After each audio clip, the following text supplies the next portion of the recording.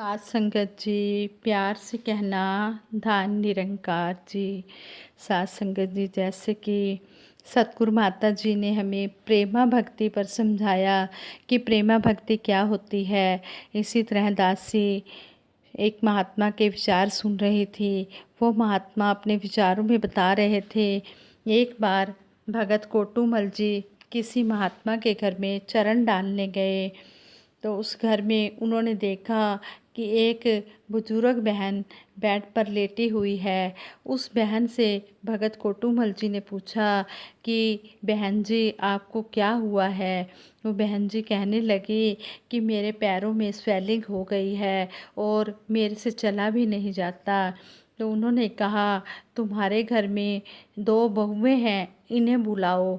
जब उन्हें बुलाया गया तो भगत कोटूमल जी ने कहा कि 2 टावल लेकर आओ, एक छोटा टावल, एक बड़ा टावल। फिर उन्होंने कहा कि थोड़ा सा गर्म पानी करो, तो और गर्म पानी के बीच में जो छोटा टावल है उसको अच्छी तरह से भिगो कर लाओ। जब वो छोटी बहू ने ये काम किया, वो टावल को भिगो कर लाई, तो उसको कहा कि आप अब अपनी सास के पैरों पर ये टावल से अच्छी तरह सिकाई करो। तो उसके जो बहन की बहू थी, छोटी बहू, उसने ये काम किया। फिर भगत कोटूमल जी ने बड़ी बहू से कहा कि अब आप बड़े टावल के साथ इस बहन के पैरों को अच्छी तरह से साफ़ करो, यानी कि अपनी सास के पैरों को अच्छी तरह से साफ़ करो।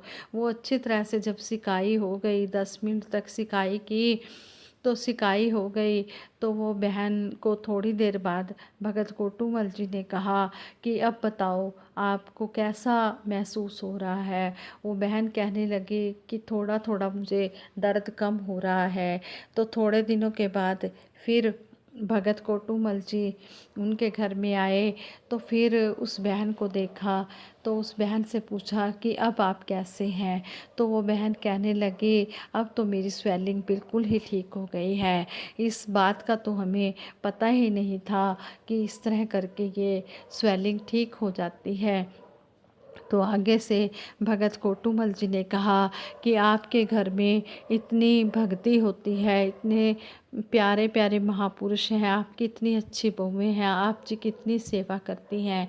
तो बहन कहने लगी कि मेरी बहुएं तो इतनी अच्छी हैं कि कभी मेरी बड़ी बहू मेरे लिए सूट ला रही है, कभी मेरी छोटी बहू मेरे लिए शॉल ला रही है, कभी कुछ ला रही हैं, कभी कुछ ला रही हैं।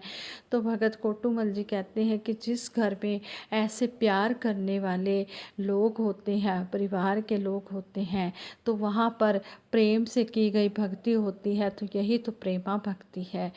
इस तरह उन्होंने प्रेमा भक्ति पर हमें समझाया कि जो भक्ति होती है ये घर से ही शुरू होती है। हमने सबसे पहले अपने घर में प्यार बनाना है। हमने अपनी बहुओं को बेटियां समझना है। जब हम अपनी बहुओं को बेटियां समझेंगे तो फिर वो बहुएं भी सास को कभी भी कभी भी सास नहीं समझेंगी, वो हमेशा माँ ही समझेंगी, माँ का दर्जा ही देंगे। जो ये प्यार होता है ये दोनों तरफ से होता है। ये अगर हम छोटों को प्यार देंगे तो छोटे भी हमें प्यार देंगे। इस तरह हमने प्यार दें और प्यार लें, इस तरह हमने अपने घर को करके स्वर्ग बनाना है। तो भगत कोटूमल जी उस बहन से कहते हैं कि आपके घर में तो स्वर्ग बना हुआ है। यही तो आज सतगुरु माता सुदीक्षा जी महाराज चाहते हैं, यही तो सतगुरु माता सुदीक्षा जी महाराज हमें समझा रहे हैं कि अगर चरणामृत बनाना है, अगर आपने कोई अरदास करानी है, तो अपने जो घर में ब्रह्मज्ञानी संत महात्मा फैमिली मेंबर्स हैं, आप उनसे ही कहो। वो भी इस निरंकार का ही रूप है, सतगुरु निरंकार का ही रूप है। तो इस तरह हमने इन बातों पर अमल करते जाना है। अगर हम अमल करेंगे तभी ये बात बनेगी। जैसे सतगुरु ने भी कहा है, सतगुरु बाबा हरदेव सिंह जी महाराज ने भी संपूर्ण हरदेव वाणी में शब्द द्वारा हमें समझाया है, प्रेम जहाँ है वहाँ प्रभु है, प्रेम प्रभु को भाता है। इस दुनिया में हर एक को साधो, प्रेमी जन ही पाता है। सतगुरु बाबा जी ने हमें समझा दिया है कि जिस घर में प्यार है वहाँ पर ये प्रभु परमात्मा भी है, क्योंकि प्रभु परमात्मा को प्रेम बहुत अच्छा लगता है। इस दुनिया में जो हरि के प्यारे होते हैं वो प्रेमी जन होते हैं। हरि के प्यारे प्रेमी जन होते हैं, उनके पास प्यार ही प्यार होता है। प्रेम का जिसने मर्म न जाना वो बंदा नादान है। जिसको प्रेम का अर्थ ही नहीं पता लगा वो इंसान फिर नादान ही है, उसको समझदार नहीं कहा जाएगा। ईश्वर ही तो प्रेम है साधो, प्रेम स्वयं भगवान है। ये ईश्वर ही प्रेम है और प्रेम ही स्वयं भगवान है। जिन प्रेम कियो तिन ही प्रभु पायो। जिसने भी प्यार किया, क्योंकि सतगुरु के पास तो प्यार ही प्यार है, ये प्यार ही दे रहा है और कुछ नहीं, प्यार ही है। जिसने प्यार कर लिया इससे ऊपर तो कुछ है ही नहीं, प्रेम से ऊपर कुछ नहीं है।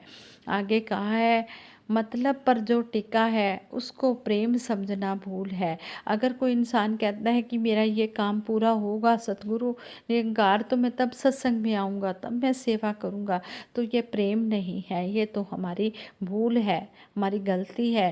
प्रेम अगर निष्काम बने तो एक महकता फूल है। अगर निष्काम भाव से हम प्रेम कर रहे हैं तो कहते हैं फिर वो एक महकता हुआ फूल है। फिर तो वहाँ पर कहते हैं कि हमेशा फूलों की तरह बहारें आती हैं। सिर पर प्रेमी कभी न ढोता, बोझा झूठे मान का।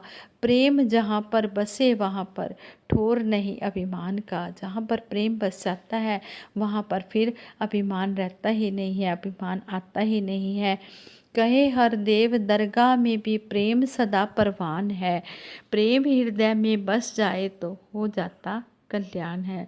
जिसके दिल में प्यार बस जाता है फिर उसका तो कल्याण ही कल्याण है, उसका कभी भी नुकसान नहीं है, उसका हमेशा भला ही होता चला जाता है। इस तरह हमें सतगुरु माता जी समझा रहे हैं कि हमने प्रेममय होकर, प्रेम से युक्त होकर हमने भक्ति करनी है, तभी वो प्रेमा भक्ति होगी। साथ संगत जी, सतगुरु माता जी ने जिस तरह हमें समझाया है हमने इन वचनों को कर्म रूप में ढालते चले जाना है। और दासी सतगुरु माता जी से यही अरदास करती है, हे सच्चे पातशाह जैसी भी रजा हो तेरी, राजी रहे माता, जोड़ा है तूने जो जुड़ा रहे नाता।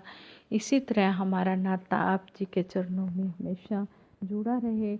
जिस रंग में भी आप हमें रखते हो हम उसी रंग में रहकर ये अपना जीवन का सफ़र तय करते चले जाएं।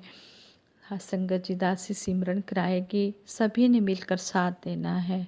तू ही निरंकार मैं तेरी शरण हाँ, मैनू बख्श लो। तू ही निरंकार मैं तेरी शरण हाँ, मैनू बख्श लो। सतगुरु माता सुदीक्षा सविंदर हरदेव जी महाराज की जय। निरंकारी राजमाता गुरु बचन अवतार जी की जय। साथ संगत जी प्यार से कहना धन निरंकार जी।